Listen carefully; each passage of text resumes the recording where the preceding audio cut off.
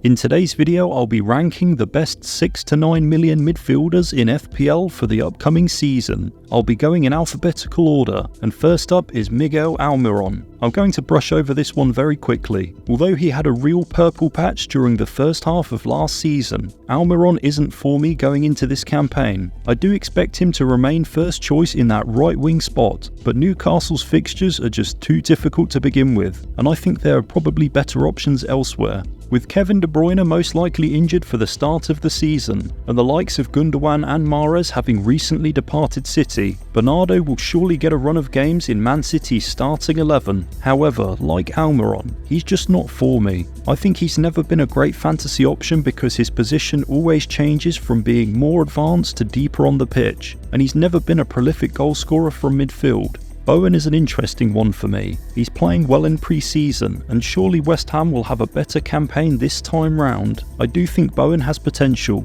especially as he's nailed on the right side of the Hammers' front three, and 2 of their first 4 matches come against Bournemouth and Luton. The price point of 7 million is appetising, but there are definitely a lot more options in midfield that I'd prefer to start the season with. Eberechi Eze is another player who's had a fantastic pre-season so far and also ended the 22-23 campaign strongly. Although Crystal Palace do have some decent fixtures to kick off the season with, Eze's a wait and see for me. The likelihood is that he's going to become Palace's talisman, taking most if not all of their set pieces. However, I just don't think the Eagles are a top side, so I expect them to be involved in lots of low scoring affairs with other Premier League sides. Bruno Fernandes is a 90-minute man on penalties and is someone who you can rely on to start week to week. I personally think he's a quality pick, although not necessarily essential. With the arrival of Mount to United, there are question marks over whether Bruno plays deeper or further forward, and I also expect he'll have some set pieces taken away from him. United have a mixed bag of fixtures to begin with, but I do expect Fernandes to be involved in the goals that they do manage to score. Phil Foden is a player who I personally think is being given too much attention within the FPL community. He played a lot of games towards the end of last season and returned very little. I've selected Foden a fair few times across the years, and he's never returned FPL points on a regular basis. Yes, he's a quality player, and you would expect him to get multiple starts due to City's absentees, but he often hugs the touchline and doesn't take many shots in the box. He has potential in my view, but let's see if he proves me wrong.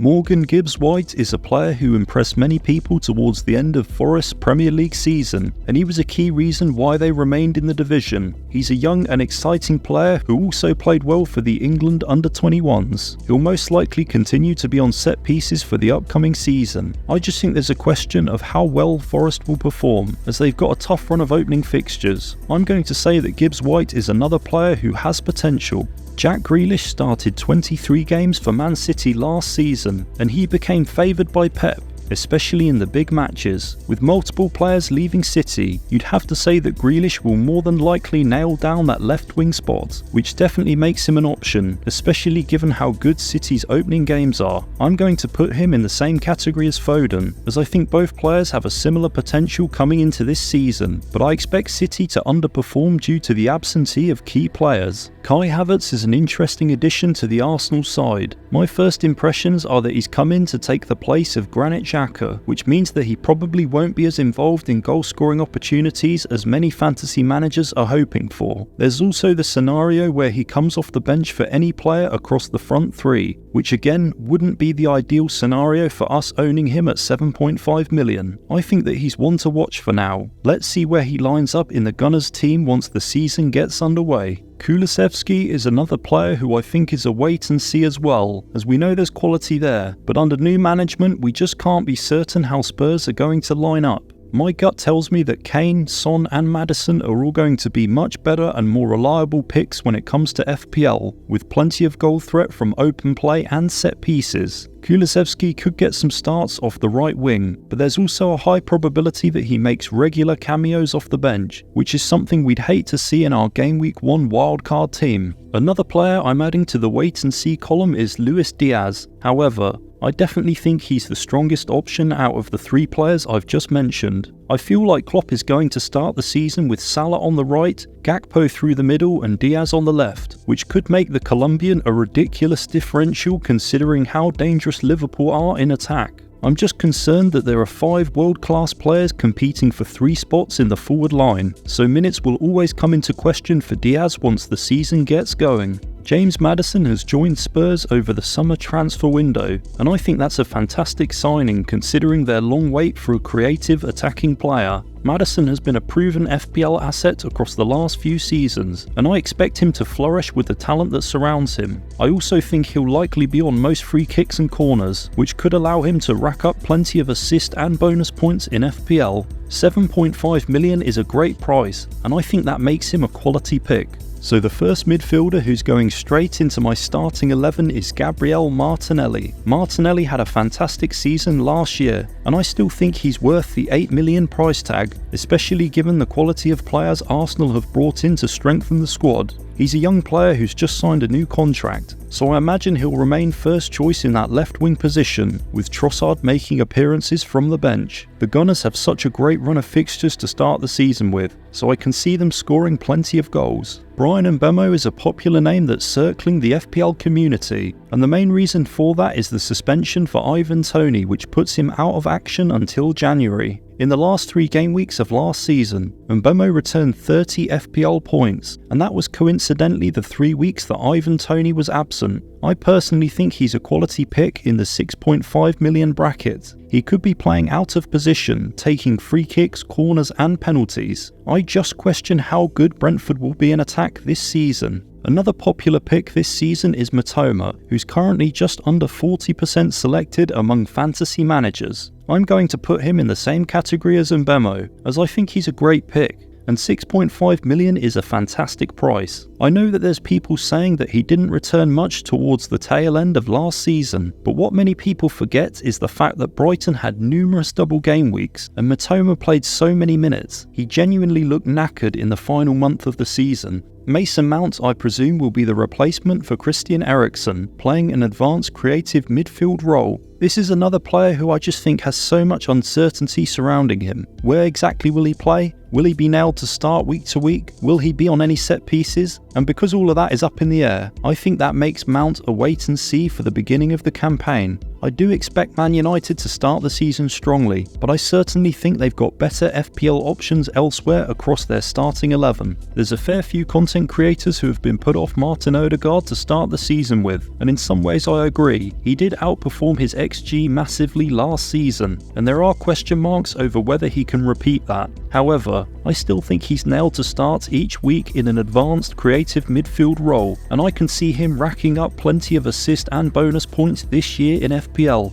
I personally think he's at a similar level to Bruno Fernandes, with very little to separate the two. Both players are quality picks in my eyes. One of the first players I selected in my first draft was Marcus Rashford, and he hasn't left any of my drafts since. With the way that Man United play, I think they're going to rely heavily on Rashford this year as their main goal scoring outlook. He picked up a ridiculous 17 attacking returns across the second half of last season, and I think that his price rise to 9 million is completely fair. He's going straight into my 11 this year in FPL, because I think he'll get 90 minutes regularly playing both on the wing and up top, and he'll be eager to improve on his goal tally from last season. With 14 goals and 12 assists in the 22-23 campaign, Bukayo Saka makes it straight into my starting 11, especially at the very generous price tag of just 8.5 million. Saka is now in over 50% of FPL teams, and it doesn't really surprise me considering he's probably the most nailed attacker playing for an Arsenal side who netted 88 times last season. Along with that, the Gunners have a fantastic opening run of fixtures, with Forest, Palace and Fulham being the first 3, so you'd expect the likes of Saka to get off to a flying start across the first few game weeks. Raheem Sterling is definitely an interesting pick to start the season with, mainly due to the appointment of Mauricio Pochettino, and apart from Liverpool, Chelsea's opening run of fixtures are arguably better than any other team in the division. A few years ago, Sterling scored over 200 FPL points 3 seasons in a row, so there's definitely potential there, especially if he were to be given regular starts in the Chelsea 11. 7 million is a great price to take a chance on him. My only concern is the amount of quality in midfield that's around that same price in FPL this season. In many ways, Son falls under a similar category to Sterling. For that reason, reason I'm putting them both down as having potential. After receiving the Golden Boot award in the 21-22 season, Son's returns dried up a considerable amount last season. However, he was playing with a hernia, which has now thankfully been dealt with. The point ceiling is definitely high for Son, and with a new manager coming in who favours more attack-minded football, there's every chance that the South Korean re-establishes some of the form that's made him a fantastic FPL asset for us across the years. Dominik Szoboszlai is an attacking midfielder who's just joined Liverpool from RB Leipzig for 60 million. I don't know too much about Szoboszlai, but I presume for that price tag he's going straight into the Liverpool starting 11, playing just behind the front three. With 6 goals and 8 assists in the Bundesliga last season, Szoboszlai could be an option for us in FPL, but I just think he's a wait and see, and it's probably a more sensible move to select a Premier League proven asset to start the season with. With Martinelli having just signed a new contract at Arsenal, I'm almost certain that he'll remain first choice for that left wing position, while Trossard will continue to be an impact sub off the bench. It probably comes as no real surprise that Trossard isn't for me. Yes, he might start the odd match here and there, but the likelihood is that he comes off the bench after an hour or so for Martinelli or Jesus. At 7 million, you could opt for a player who's got a much higher probability of starting, like Sterling or Kulusevski. If you haven't done so already, please come along and join my mini league for this season. The code to do so is on the screen now. As always, thank you so much for watching, take care, and I'll see you again soon.